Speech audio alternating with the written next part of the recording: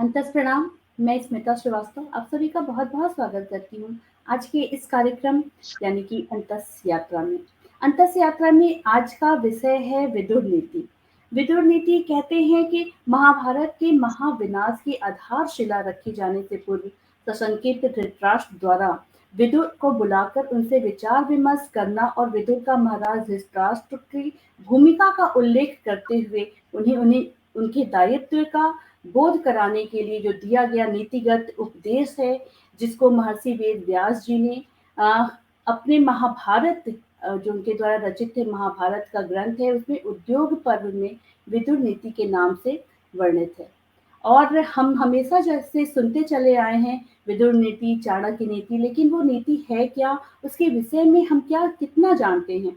तो बस यही एक जानने का आज समय है। आज विदुर नीति के विषय में आपको विस्तृत जानकारी दी जाएगी और इस जानकारी के लिए हमारे साथ हर सोमवार को यहाँ पे उपस्थित रहती हैं डॉक्टर शैल वर्मा जी। उनके ज्ञान का लाभ हम सभी में कैसे वितरित किया जा सकता है, उसके लिए ये कार्यक्रम किया जा रहा है।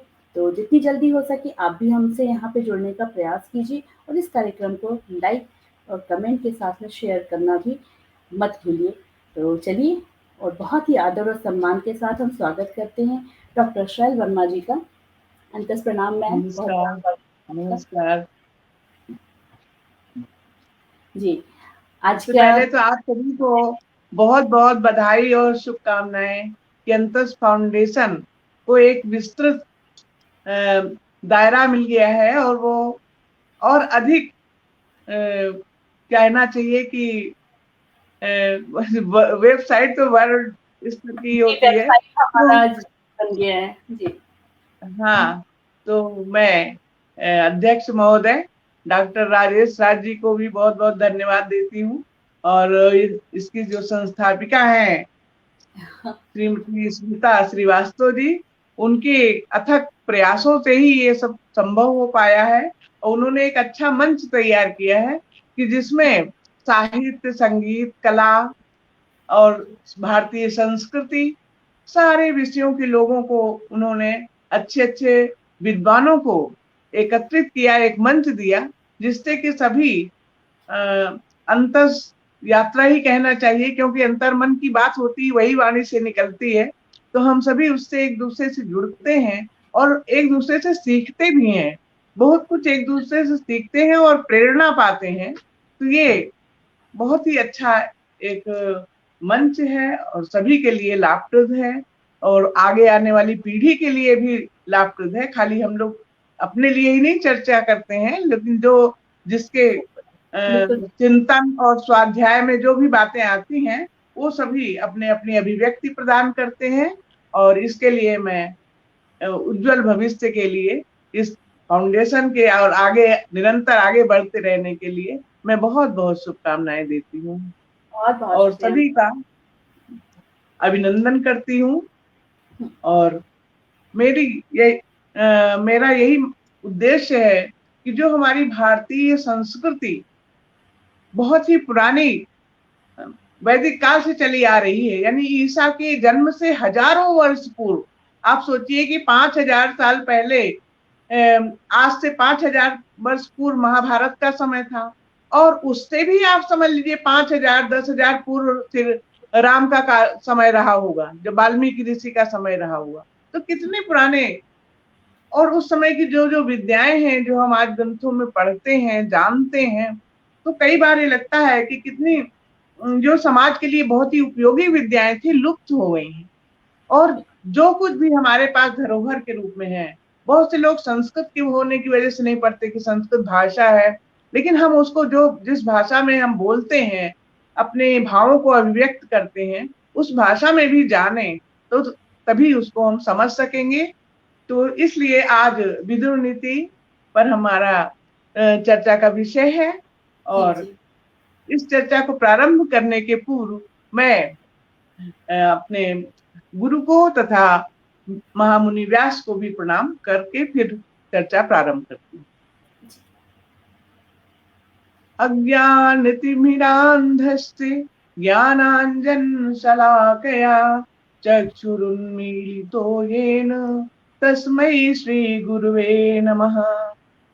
नमोस्तुते व्यास विशाल बुद्धि पुल्लारविन्दायित पत्र नेत्र। येन त्वया भारत तैलपूर्णः प्रज्वालितो ज्ञानमय प्रदीपः। महर्षि व्यास को प्रणाम करने के उपरांत मैं जो आज चर्चा का विषय है विदुर नीति, उस पर चर्चा प्रारंभ करती हूँ। महाभारत की कथा से सभी परिचित हैं। महाभारत के एक प्रमुख पात्र हैं महात्मा विदुर, जो धृतराष्ट्र पांडु के छोटे भाई हैं, किंतु दासी पुत्र होने के कारण वो महाराज नहीं बन सकते। ज्ञान उनमें बहुत है, जन्मजात उनमें ज्ञान है, और वो धर्म के अवतार हैं, धर्म ही है साक्षात। तो ऐसे महात्मा विदुर ज्ञान प्रदान कर सकते हैं, सब कुछ सिखा सकते हैं, लेकिन राजा की पदवी पर नहीं बैठ सकते। तो अब विदुर नीति है, तो नीति का कुछ समझ लेना चाहिए कि नीति क्या है। नीति का अर्थ होता है, अगर हम सरल शब्दों में कहें तो हमें अपने व्यावहारिक जीवन में कैसे रहना चाहिए कि हम किसी के द्वारा ठगे ना जाएं, कोई हमको धोखा ना दे पाए, और हम अच्छे से अच्छे प्रशंसनीय महनीय कार्यों को करें। यानी कि जीने का सलीका, एक जीने का तरीका सिखाते हैं नीति ग्रंथ। तो शुक्र नीति, चाणक्य नीति, भीष्म नीति, इस तरह की तमाम नीति ग्रंथों का वर्णन आता है। उनमें विदुर नीति जो है वो महाभारत से संबद्ध है। ये जैसा कि अभी स्मिता जी ने चर्चा किया था, महाभारत के उद्योग पर्व के 33वें से लेकर 40वें अध्याय तक इसका वर्णन हमें प्राप्त होता है।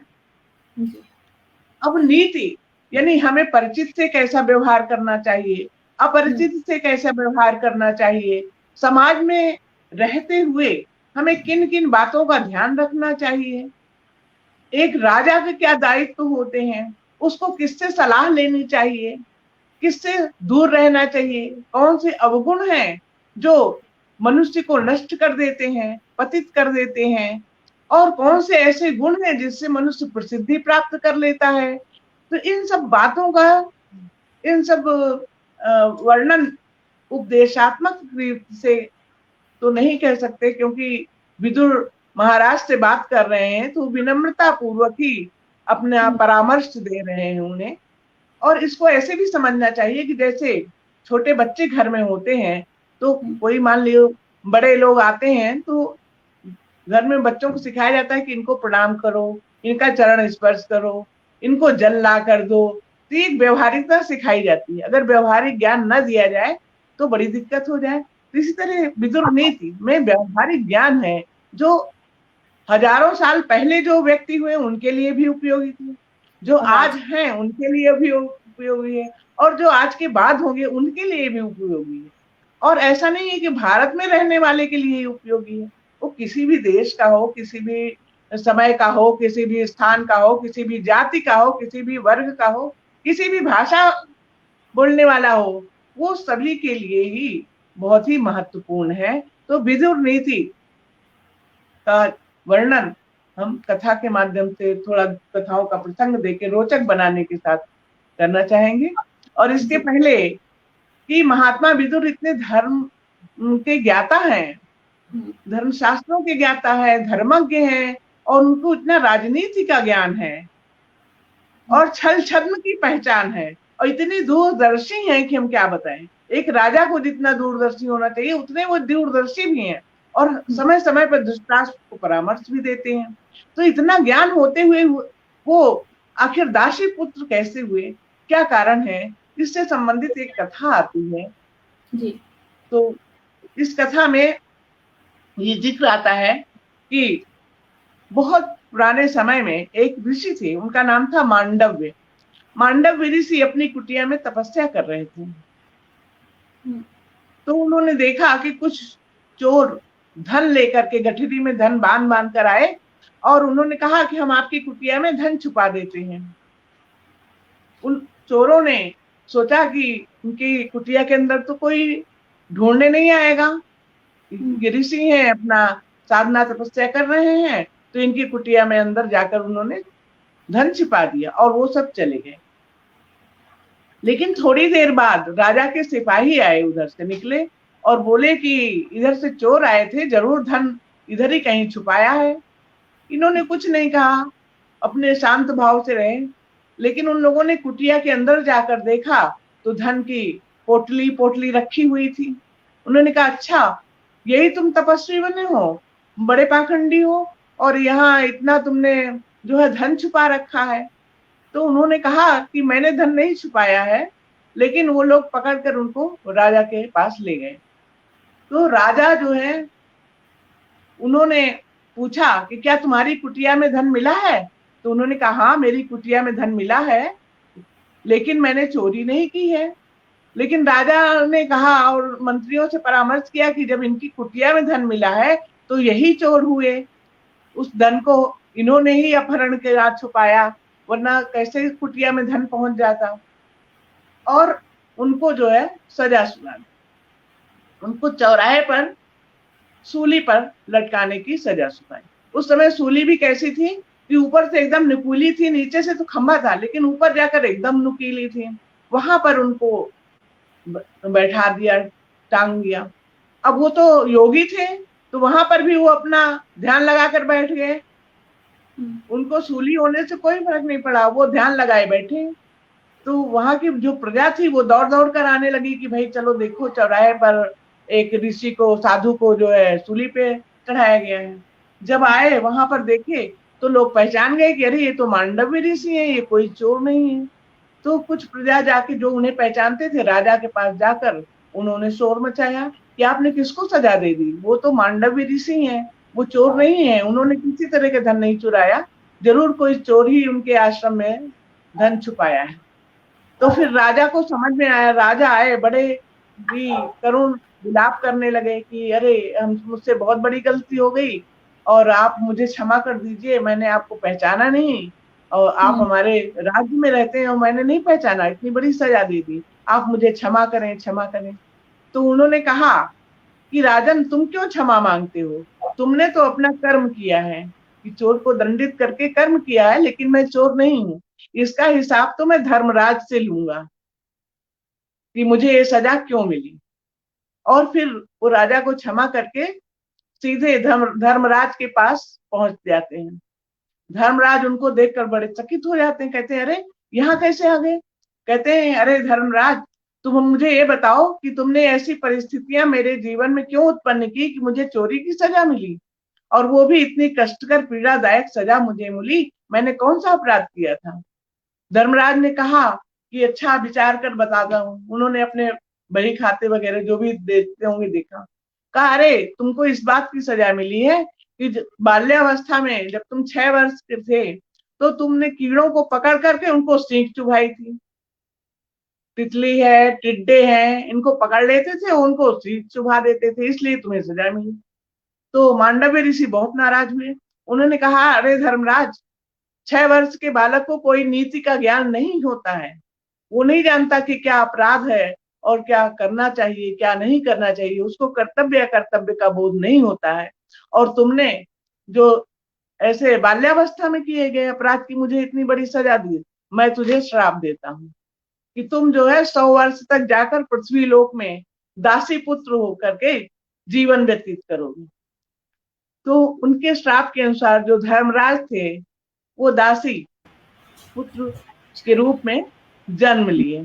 तो जैसे कि वो धृतराष्ट्र है, अंबालिका और अंबिका दो थी। तो अंबिका की दासी, अंबिका के साथ जो दासी आई थी उससे विदुर का जन्म हुआ था। लेकिन जन्म से ही उनको बहुत ही धर्म का ज्ञान था, नीति युक्त बातें उनको बहुत अधिक सम्मानित करती थी। और जितने भी राज परिवार के लोग थे, सत्यवती हैं, गांधारी हैं, भीष्म हैं, धृतराष्ट्र हैं, द्रोणाचार्य हैं, कृपाचार्य हैं, सभी उनको बहुत ही सम्मान देते थे। ऐसे थे महात्मा विदुर। जब ये कथा सभी को पता है कि युद्ध पांडवों और कौरवों के बीच में द्यूत क्रीड़ा हुई थी और उसमें युधिष्ठिर पराजित हो गए थे और भाई और पत्नी सहित उनको 12 वर्ष का वनवास हुआ था और 1 वर्ष का अज्ञातवास हुआ था। तो जब अज्ञातवास की अवधि पूरी हो गई तब उन्होंने संदेशा भिजवाया कि उनको हस्तिनापुर वापस कर दें। महाराज युधिष्ठिर के पास कहलाया और युधिष्ठिर कह रहे हैं धृतराष्ट्र के पास। युधिष्ठिर ने संदेश भिजवाया कि अब जो है हमारी वनवास की अवधि पूरी हो गई तो वो हमें वापस कर दे राज्य। तो धृतराष्ट्र ने कहा कि ये तो मैं बिना अपने पुत्रों से सलाह किए बिना, अपने परिवार में परामर्श किए बिना मैं कुछ नहीं कह सकता हूँ। दूत को वापस भेज दिया, कहा जैसा निर्णय होगा मैं यहाँ से संदेशा भिजवा दूंगा।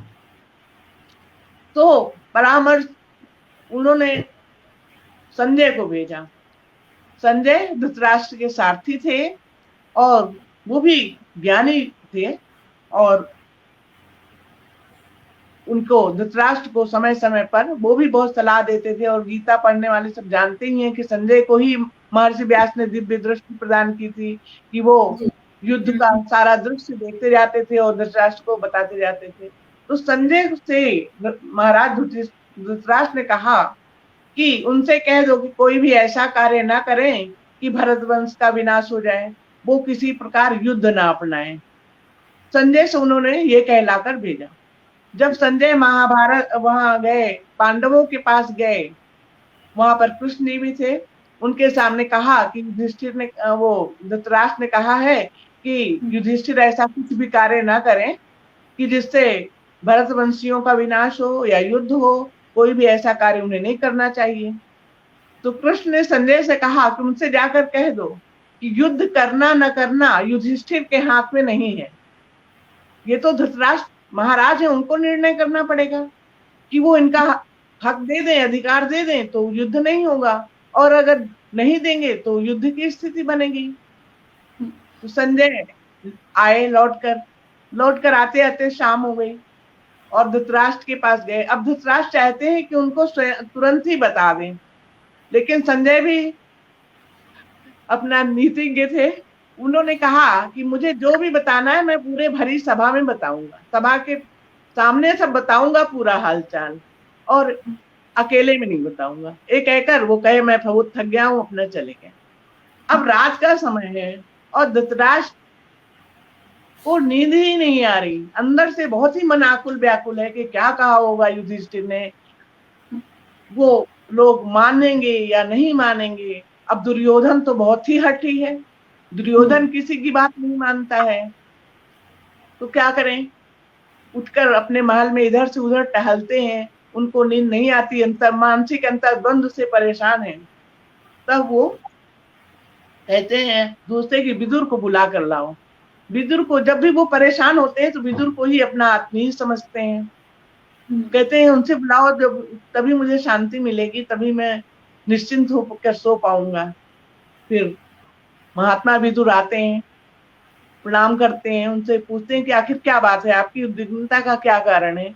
तो वो बताते हैं कि संजय ने मुझे नहीं बताया कि युधिष्ठिर ने उससे क्या संदेश भेजा है, और जो है अब मुझको नींद भी नहीं आ रही, मैं बहुत परेशान हूँ। तब विदुर उन्हें समझाते हैं, कहते हैं कि युधिष्ठिर आपको पिता की तरह सम्मान देते हैं, जैसे पिता को सम्मान दिया जाता है वैसे ही वो पिता के समान सम्मानित आचरण उनका रहता है आपके लिए। और उनकी वनवास की अवधि यदि पूरी हो गई है तो आप जो है उनके प्रति सही निर्णय कीजिए। उनको पता है, विदुर को पता है कि धृतराष्ट्र सही निर्णय नहीं ले पाएंगे। क्यों? क्योंकि जब द्यूत क्रीड़ा हो रही थी तभी विदुर ने धृतराष्ट्र से कहा कि इस क्रीड़ा को बंद करवा दीजिए, ये विनाश का कारण है। क्यों? क्योंकि युद्ध होगा, हारेंगे, वनवास करेंगे, फिर युद्ध होगा, बहुत बड़ा विनाश का कारण बनेगा। लेकिन तब भी धृतराष्ट्र नहीं माने थे, उन्होंने दुर्योधन को नहीं रोका। अब उन्होंने समझाया कि दुर्योधन, दुशासन, शकुनि और कर्ण ये आपके हितैषी नहीं है, आपके लिए नहीं सोचेंगे। इनके यही धारणा रहती है कि कैसे कौन सी कुटिल चाल चली जाए कि पांडव जो है वन ही वन में भटकते रहे। वो कह रहे हैं हमारी अवधि पूर्ण हो गई, और दुर्योधन कह रहा है कि हम तो ऐसे हिसाब लगाएंगे समय का कि दिखा देंगे कि अभी समय पूरा नहीं हुआ तो फिर से जाके 12 वर्ष का वनवास भुगते। हाँ, अज्ञातवास को। हाँ, अज्ञातवास। लेकिन उनका समय तो पूरा ही हो गया था, उसकी गणना वगैरह फिर बाद में वो लोग बताते हैं। तो यहाँ पर धृतराष्ट्र से विदुर कहते हैं कि माना कि आपको दिखाई नहीं पड़ता है, आपके भौतिक चक्षु जो है वो नहीं दिखाई देते हैं, देखने में सक्षम नहीं है, लेकिन हर मनुष्य के अंदर एक अंतर्दृष्टि होती है।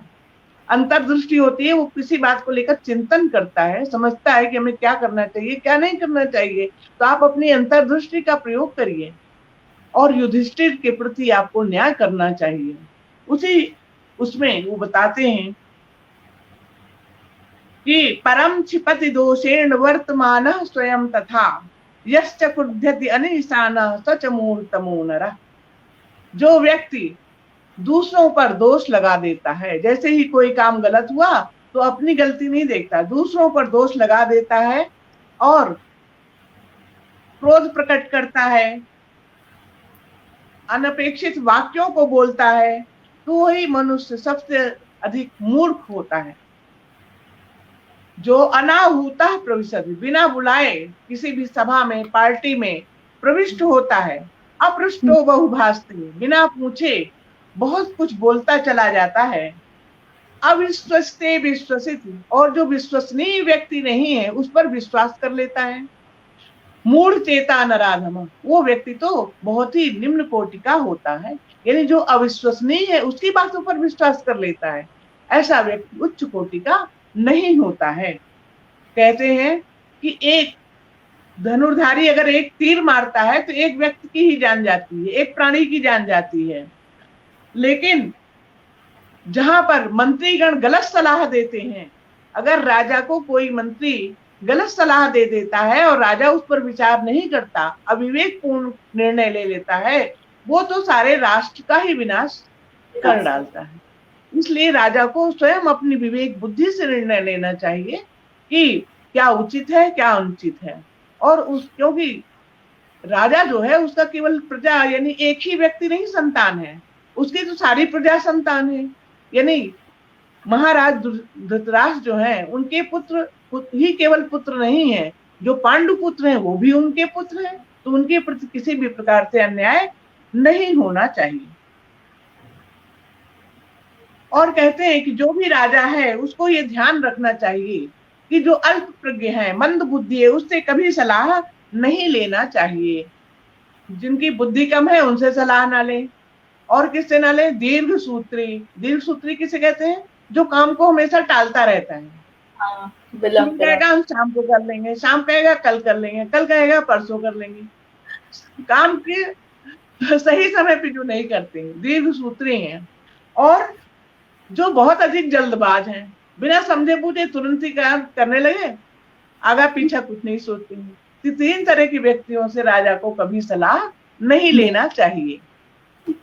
एक तो जो मंद बुद्धि है, जिनको ज्यादा ज्ञान ही नहीं है, जिन्होंने कोई शास्त्र नहीं पढ़े हैं, अपने पूर्वजों के इतिहास को नहीं पढ़ा है। दूसरे जो काम को टालने वाले हैं, और तीसरे जो बहुत जल्दबाज हैं। इन तीनों से राजा को दूर रहना चाहिए, उनको उनकी सलाह उन्हें कभी नहीं माननी चाहिए। और भी कहते हैं कि 6 दोष पुरुष को हमेशा त्याग देने चाहिए। 6 दोष कौन कौन से होते हैं जिनका परित्याग पुरुष को कर देना चाहिए? निद्रा, कि नींद बहुत आती, किसी किसी को नींद बहुत आती है, सारे काम पड़े तो थोड़ा सो लें, सोने लगे, अपने काम को महत्व नहीं देते, नींद को ज्यादा महत्व देते हैं। तंद्रा, तंद्रा मतलब नींद में भी नहीं है और जग भी नहीं रहे हैं, बस पड़े हैं आंख बंद करके। भय, जो भयभीत रहने वाला, भय का दोष भी बहुत बड़ा दोष है कि हरदम डर के रहना, तो आदमी अच्छे से शांति से नहीं जी पाता, हमेशा भय की वृत्तियां उसके मन में उसको विचलित करती रहती। और जो क्रोध, बात बात पर गुस्सा है, तो क्रोध को भी त्याग देना चाहिए। आलस्य का भी परित्याग कर देना चाहिए। और दीर्घ सूत्रता वही कि काम को टालते रहना, इस स्वभाव को भी नहीं रखना चाहिए। ये 6 व्यक्ति के, सभी मनुष्यों के लिए बहुत बड़े दोष हैं। क्या? एक तो नींद में रहना, हमेशा सोने की सोचने रहना, कहाँ टाइम मिले सो जाए। दूसरे तंद्रावस्था में रहना कि काम भी नहीं कर रहे हैं, सो भी नहीं रहे हैं। हाँ। और तीसरा भयभीत होकर रहना। चौथा क्रोध में रहना कि बिना बात के गुस्सा हुए जा रहे हैं। तो क्या होगा? जो भी क्रोधित होता है उसका क्या है, उसकी बुद्धि नष्ट हो जाती है। जब बुद्धि नष्ट होगी तो उसका निर्णय लेने की क्षमता कम हो जाएगी। वो क्या बोल रहा है, किसके लिए बोल रहा है, यही नहीं सोच पाएगा। वो बहुत बड़े से बड़ा अनर्थ कर बैठेगा। इसलिए क्रोध का भी परित्याग करना चाहिए। आलस्य और काम को लंबे टालने की जो आदत है, इन सब का परित्याग। ये बड़े दोष हैं जो मनुष्य को आगे बढ़ने नहीं देते हैं, उसको उन्नति की राह पर नहीं पहुंचने देते हैं। यही उसके संकल्प में बाधक बनते हैं। यानी जब कोई बड़ा संकल्प लेता है तो उस काम को करने में वो उसको रात दिन लग जाना चाहिए। अब महर्षि व्यास ने तो खुद ही कहा कि महाभारत 3 वर्ष 3 महीने 3 हफ्ते 3 दिन 3 पक्ष और 3 दिन में लिखा गया। उत्थाय सदोत्थाय, यानी कि मैं सो भी नहीं पा रहा, उठ के सोच रहा हूँ कि इसमें क्या जोड़ना है, कौन सा वृत्तांत छूट गया, कौन सी प्रवचन छूट गए, कौन से परामर्श छूट गए, सब। यानी एक इतना बड़ा संकल्प लिया है तो उसके लिए आदमी रात दिन जगकर लगा रहता है, तभी कोई कार्य पूरा हो पाता है। बिल्कुल। और 6 गुण है जिसको मनुष्य को कभी भी परित्याग नहीं करना चाहिए। पहले 6 दोष बताए कि 6 दोषों का परित्याग कर देना चाहिए। फिर कह रहे हैं कि 6 गुण है जिनको कभी नहीं त्यागना चाहिए। सत्य, मनुष्य को सत्य निष्ठ होना चाहिए। सत्य का मतलब वाणी से ही, मन वचन कर्म से, मन से जो भी हम सोचें सत्य सोचें, वाणी से भी सत्य बोलें और अपने कर्म में भी सत्य का ही पालन करें। दान देना, जो भी पात्र है उनको हमेशा देने की सोचना चाहिए। एक जगह तो विदुर ने क्या कहा है कि ऐसे 2 लोगों को तो पत्थर बांध के गले में नदी में डुबो देना चाहिए। किसको? कि जिसके पास खूब पैसे, बड़ा समृद्धि है, खूब पैसे हैं, मतलब हर तरह की समृद्धि है, और वो पात्र को दान नहीं देता। जिसको जरूरत है उसको दान नहीं दे रहा। तो दान इतना आवश्यक है। और जो दरिद्र है, दरिद्र होकर के भी अपनी गरीबी को नहीं स्वीकार कर रहा है, मेहनत नहीं कर रहा है, अपने कर्म में करने का प्रयास नहीं कर रहा है, उसको भी डुबो देना चाहिए। जैसे धनवान को डुबोना चाहिए, वैसे जो अपने दरिद्रता को दूर करने का प्रयास नहीं करता उसको भी डुबो देना चाहिए। ऐसी ऐसी शिक्षाएं, ऐसे ऐसे परामर्श उन्होंने दिए हैं। तो सत्य, दान और अनालस्य, कभी आलस्य नहीं करना। जो काम जिस समय करना है उसी समय करना चाहिए। यानी अगर सुबह 4 बजे उठना है तो उस समय उठ के अपने लग जाना चाहिए। जो भी काम है, नित्य कर्म है, करना है, योगासन करना है, ध्यान लगाना है, वंदना करनी है, जो उसको नहीं कि अब 1 घंटे बात करेंगे, 2 घंटे बात करेंगे। और एक बहुत अच्छी चीज उन्होंने बताई, अनसूया। असूया मतलब कि दूसरे के कामों में दोष देखना। कोई व्यक्ति काम कर रहा है तो कुछ लोग ऐसी प्रवृत्ति होती है, उसमें तुरंत कोई ना कोई नुक्स निकाल देते हैं। ये नहीं सोचते कि उसने कितना परिश्रम किया है, उसमें कितनी मेहनत करी है, तब वो उस रूप में आपके समक्ष अपने कार्य को प्रस्तुत कर रहा है, या घर में ही छोटे छोटे कामों में। तो अनसूया का भाव रहना चाहिए। किसी के प्रति दोष लगाने की और किसी की बढ़ोतरी से ईर्ष्या करने की भावना भी नहीं रहनी चाहिए। क्षमाशील होना चाहिए। धृति और धैर्यवान होना चाहिए। ये 6 गुण, 6 जिस तरह से 6 दोष त्याग देने चाहिए, वैसे ही 6 गुणों को हमेशा धारण किए रहना चाहिए। उनको पता है, महात्मा विदुर जानते हैं कि धृतराष्ट्र कुछ कर नहीं पाएंगे, इनको कितना भी समझाया जाए, लेकिन दुर्योधन इतना दुराग्रही है, इतना हठी है कि वो अपने पिता की बात को सुनने को ही तैयार नहीं होता, नहीं मानेगा। तो समझाने के लिए ही प्रहलाद की कथा वो सुनाते हैं प्रहलाद का नाम सभी लोग जानते हैं, विष्णु भक्त प्रहलाद, जिनके पिता हिरण्याकश्यप थे और जिन्होंने उनको कितने मारने के प्रयास किए। और अंत में जब कहा खंबे में तेरा भगवान है, उन्होंने कहा हाँ हाँ, और खंबे से नृसिंह भगवान अवतरित हुए थे। जी जी हिरण्यकश्यप के बाद प्रहलाद ही राजा बने थे। प्रहलाद विष्णु भक्त थे और उनका प्रयास था कि असुरों में आसुरी भाव हट जाए, आसुरी भाव ना रहे, दैवी गुणों का विकास हो, इसके लिए उनका प्रयास रहता था। उनके एकमात्र पुत्र थे, उनका नाम था विरोचन।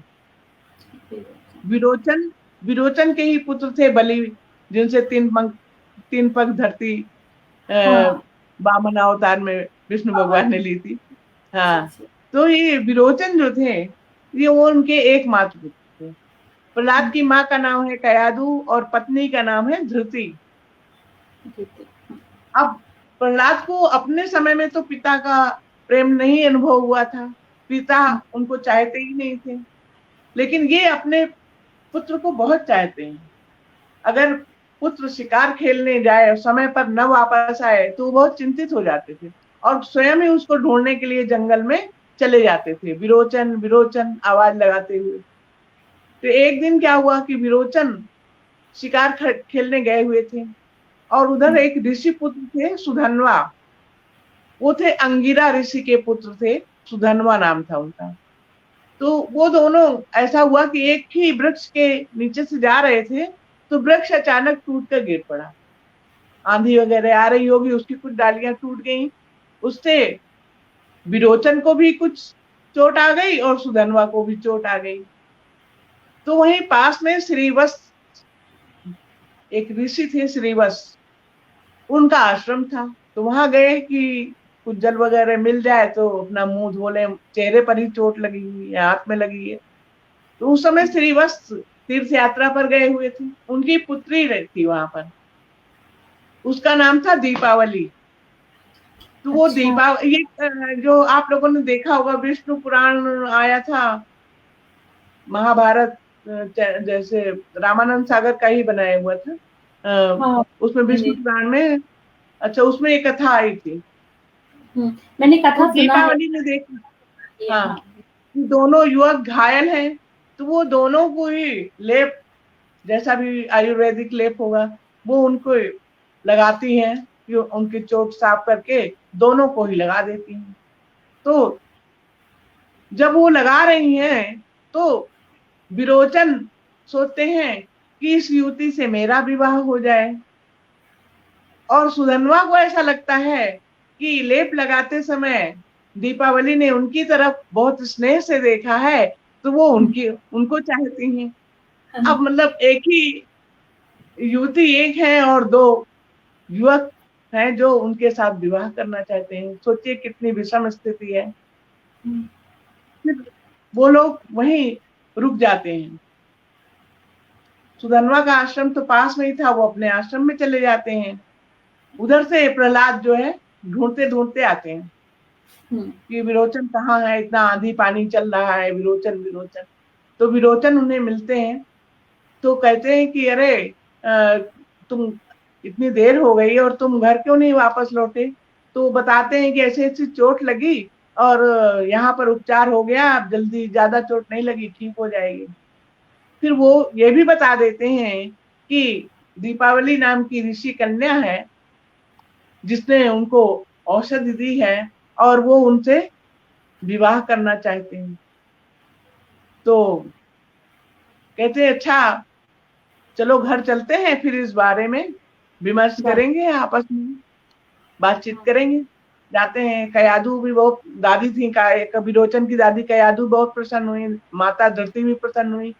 कहती है कि ठीक है, मेरे पुत्र को अगर कन्या पसंद आ गई है तो ऋषि कन्या है तो क्या हुआ, वो हमारे घर में आएगी, बहुत ही खुशी का विषय है। वो दोनों हर तरह से विचार बना लेती हैं। अब दूसरे दिन जो है ये रथ लेकर पहुंच जाते हैं वहां पर, विरोचन अपना रथ लेकर जाते हैं और सुधन्वा भी वहां पर आ जाते हैं। वो कहते हैं कि तुमको हमारे साथ चलना होगा, रथ तैयार है। और सुधन्वा कहते हैं कि मुझे तुम्हारी दृष्टि देखकर ये लगा था कि तुम मुझसे को ही वर्ण करना चाहती हो, इसलिए तुम निर्णय करो कि किसके साथ तुम जाना चाहती हो। अब वो कहती है मैं तो निर्णय कर ही नहीं पा रही हूँ कि मैं किसके साथ जाऊं, ये मेरे पिता इस पर निर्णय कर सकते हैं, मैं नहीं निर्णय करूंगी। अब उनके पिताजी आते हैं तो कहते हैं मैं भी निर्णय नहीं कर पा रहा हूँ, क्योंकि वो राजकुमार हैं तो उनके यहाँ राजसी ठाट बाट है, लेकिन सुधनवा भी कम नहीं है। सुधनवा तो के पास तो आध्यात्मिक धन है, योगी ऋषि हैं, तपस्वी हैं, वो भी किसी बात में कम नहीं है। मेरी पुत्री जहां रहेगी वहीं मुझे खुशी है, मैं निर्णय नहीं कर पा रहा हूँ। तो फिर दोनों कहते हैं कि इसका निर्णय तो महाराज प्रहलाद ही कर सकते हैं।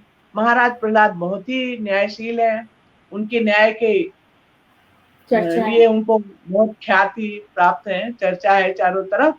तो सुधन्मा प्रहलाद से मिलते हैं, कहते हैं, प्रहलाद कहते हैं कि देखो उधर मेरा पुत्र है और आप ऋषि पुत्र हैं, आपको क्या विश्वास है कि मैं अच्छा निर्णय करूंगा? मैं हो सकता है पुत्र मोह में गलत निर्णय कर लूं। तो सुधन्वा कहते हैं कि नहीं महाराज, आपकी न्याय नीति पर मुझे पूरा विश्वास है, आप कभी भी अन्याय नहीं कर सकते हैं। और मुझे क्या, पूरे समाज को, पूरे राज्य को आप पर विश्वास है, आप जो भी निर्णय करेंगे मैं उस निर्णय को मान लूंगी। फिर ये दूसरे दिन उन लोगों को बुलाने का होता है, लेकिन ये बात विरोचन को नहीं पता। विरोचन अपना रथ लेकर वहां जाते हैं और दीपावली से कहते हैं कि चलो तुमको राजमहल में चलना है और चलो। तो कहती है अभी मैं राजमहल में कैसे चल सकती हूँ? तो कहते हैं ठीक है, तुम मेरे गुरु शुक्राचार्य हैं, उनके आश्रम में रहो, लेकिन मेरे साथ चलो, क्योंकि उसे उन्हें लग रहा है कि सुधन्वा न कहीं लिवा जाए।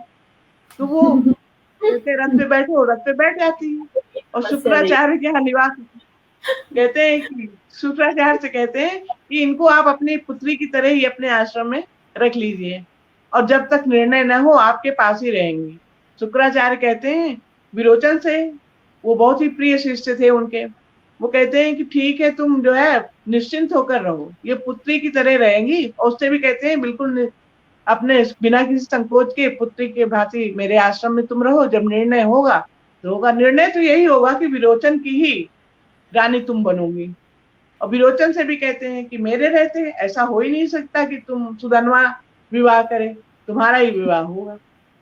अब दूसरे दिन जो है प्रहलाद बैठते हैं, उनके बगल में शुक्राचार्य बैठते हैं, सुधन्वा आते हैं, प्रणाम करते हैं। अब उधर से विरोचन आते हैं तो अपने युवराज के जो सीट बनी रहती वहां बैठ जाते हैं।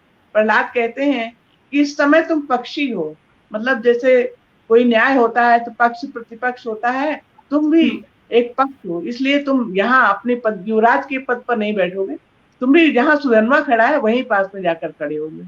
अब सुधन्वा खड़े हैं, वो दीपावली कन्या खड़ी है और वो खड़े हैं। तब कहते हैं कि तुम किसे चाहती हो, किससे वर्ण करना चाहती हो? तो कहती है कि महाराज मैं नहीं जानती कि मुझे किससे वर्ण करना चाहिए, ये तो आप ही निर्णय करें। अब शुक्राचार्य ने, कयादू ने, धृति ने पूरी तरह से प्रहलाद से कह रखा है कि आप इन दोनों में को बिल्कुल निसंकोच विवाह विरोचन के साथ ही करवाइए। लेकिन जो उस समय प्रहलाद निर्णय करते हैं, वो कहते हैं कि मैं देखता हूं कि तुम दोनों में श्रेष्ठ कौन है, जो श्रेष्ठ होगा उसी को वर्ण करेगी ये कन्या। तो बताते हैं कि देखो युवराज विरोचन ने अपने अधिकार का प्रयोग किया है, वो रथ लेकर वहां गया, अपना राजकुमार होने के का उसने वो दिखाया, महत्व दिखाया, और वहां रथ लेकर गया और तुमको लिवाकर आश्रम में गया। और सुधन्वा ने एक बार भी इसमें कोई दोष नहीं देखा। सुधन्वा की सोच देखो कि उसने नारी के इस तरह चले जाने पर कोई दोष नहीं देखा। वो नारी की स्वतंत्रता का पक्षधर है और नारी के अधिकारों को भी समझता है। तो इसलिए वो युवराज विरोचन जो है वो अपने अधिकारों का उपयोग करके चाहे जो कर लेंगे, चाहे जो मनमानी करने लगेंगे, ऐसा नहीं। सुधन्वा जो ऋषि पुत्र है वही श्रेष्ठ है और वो सुधन्वा के पक्ष में न्याय दे देते हैं। और सुधन उस समय दीपावली सुधर्मा के साथ जाती है। अंगिरा ऋषि जो सुधर्मा के पिता थे, वो भी प्रहलाद के न्याय की बहुत तारीफ करते हैं और वो लुभा जाते हैं। अब विरोचन जो है वो अपना युवराज पद त्याग देते हैं, कहते हैं अब मैं युवराज पद ही नहीं ग्रहण करूंगा। अब प्रहलाद कहते हैं कि अब मैंने जो निर्णय देना था, जो मुझे समझ में आया है, जो मैंने उचित समझा है, बिल्कुल सही निर्णय लिया है, और अब जो है मैं भी संन्यास ले लेता हूँ और राजपाट जो है युवराज ही संभाले, विरोचन ही संभाले। विरोचन को शुक्राचार्य समझाते हैं कि मैं तुम्हारी इससे भी अच्छी शादी करवाऊंगा और तुम चिंता मत करो। फिर जो है उनको, विष्णु भक्त थे तो उसमें से यही दिखाया है कि विष्णु जी दर्शन देते हैं उनको, उनके न्याय की कहते हैं प्रशंसा करते हैं कि तुमने बहुत सही निर्णय लिया है, तुम समाज में तुम्हारा युगों युगों तक सम्मान रहेगा, तुम्हारे न्याय की प्रशंसा की जाएगी। प्रहलाद कहते हैं कि बस अब मैंने राजपाट नहीं चलाना चाहता, अब मैं संन्यास लेना चाहता हूँ। तो कहते हैं ठीक है, तुम युवराज को राज्य अभिषेक करके ही तभी जाओ। फिर वो युवराज का राज्य अभिषेक करते हैं और वन में चले जाते हैं। तो महात्मा विदुर धृतराष्ट्र को यही समझाना चाहते हैं कि जैसे प्रहलाद ने निर्णय किया, उसी तरह आप युधिष्ठिर के पक्ष में निर्णय दीजिए। उनको आप हस्तिनापुर ही वापस कर दीजिए, 5 गांव ही दे दीजिए। लेकिन वो युधिष्ठिर, इतना उनके समझाने के बाद भी वो युधिष्ठिर को देने का निर्णय नहीं कर पाते हैं, क्योंकि दुर्योधन, दुशासन, शकुनी, इनकी जो तिगड़ी है वो किसी भी कार्य में उचित अनुचित का विचार नहीं करती है। वो हठी है और वो किसी भी प्रकार सुई के बराबर भी देने को तैयार नहीं होते हैं, और उनका संदेश लेकर वो संदेश पहुंचा देते हैं कि तब फिर वहां से श्री कृष्ण आते हैं कि एक बार फिर शांति वार्ता हो जाए। आते हैं और प्रयास करते हैं, लेकिन प्रयास नहीं हो पाता, सफल नहीं हो पाता। फिर ये सब आगे कथा सबको मालूम ही है कि युद्ध वगैरह होते हैं। युद्ध होता है, महाविनाश। तो हाँ, और उनकी बात न मानने पर महात्मा विदुर ने तो देखा कि जबकि दुर्योधन किसी भी प्रकार तैयार नहीं हो रहा है उनको राज्य देने को, तो वो सभा से निकल आते हैं, सभा छोड़कर निकल आते हैं। कहते हैं मैं ऐसी सभा में नहीं रहूंगा जहां पर न्याय नहीं होता। और इसी प्रसंग में वो कथा भी आती है कि जो एक भजन में भी गाते हैं ना कि दुर्योधन घर मेवा त्यागे, साग विदुर घर खाए। तो वहाँ कृष्ण का सम्मान तो बहुत होता है, लेकिन उनकी शांति वार्ता पर विचार नहीं किया जाता, वो दुर्योधन तैयार नहीं होता। बाद में उनके भोजन के लिए बड़ी व्यवस्था की जाती है, श्री कृष्ण नहीं ग्रहण करते। कहते हैं भोजन 2 ही अवस्थाओं में खाया जाता है, या तो बहुत जोर भूख लगी हो, और या बहुत आग्रह। कोई कभी कभी बहुत पेट भरा रहता है, हम किसी के यहाँ जाते हैं, वो कहते नहीं बस एक ही, थोड़ा सा चख तो लीजिए, थोड़ा सा खा लीजिए, देखिए तो कैसा बना है, तो खा लेते हैं।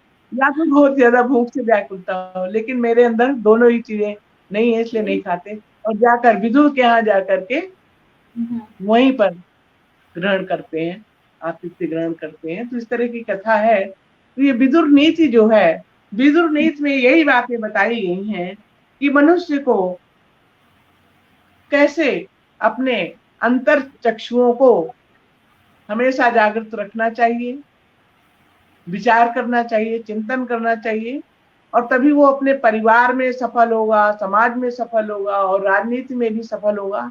इसके अलावा भी बहुत सारे उपदेशों के संग्रह हैं, लेकिन ज्यादा उपदेश सुनना आजकल अच्छा भी नहीं लगता है। कथा के माध्यम से थोड़ी शिक्षा भी हो जाती है, रोचकता भी आ जाती है, मनोरंजन भी हो जाता है। इसलिए ही ऐसा जी जो जी है जी। संघ है विदुर नीति का। हाँ, हाँ हमारे साथ से बहुत सारे दर्शक आज जुड़े रहे मैम, और उनका नाम मैं आपके सामने यहाँ पे रखना चाहूंगी। हमारे साथ यहाँ अच्छा। पे यशमान भट्ट जी रहे, और राजेश राज सर यहाँ उपस्थित हैं, आपका स्वागत कर रहे हैं। और सारिका सिंह जी हैं, नीलू वर्मा जी, राजेश राज सर कहते हैं कि ज्ञान के अतिरिक्त माँ शारदे ने आपको सुमधुर स्वर भी दिया है, बधाई दे रहे हैं आपको। और साथ में सृजन गोरखपुरी जी हमारे साथ यहाँ उपस्थित रहे, कहते हैं कि विधि नीतियों का एक सफल व उन्नत जीवन, 1 मिनट में यहाँ लगाती हूँ। उन्नत जीवन मार्ग प्रशस्त करती हैं विदुर नीतियाँ, महत्वपूर्ण विषय के चयन हेतु साधुवाद जी, बहुत-बहुत धन्यवाद।